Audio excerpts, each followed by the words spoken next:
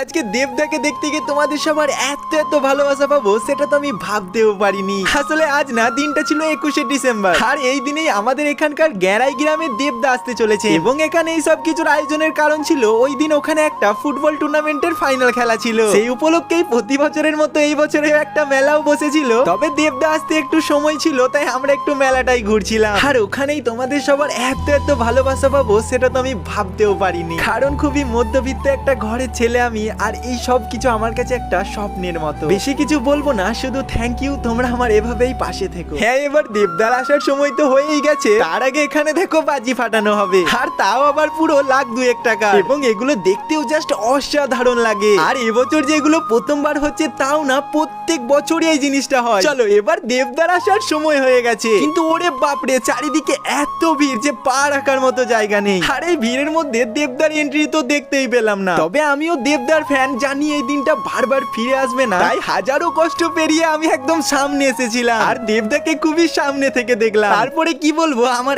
এত আনন্দ হচ্ছিল যে আমি পুরো পাগলের মতো নাচছিলাম। কিন্তু এটা তো কিছুই না, একদিন দেবদার পাশে গিয়ে দেখাবো, কথাটা মিলিয়ে নিও।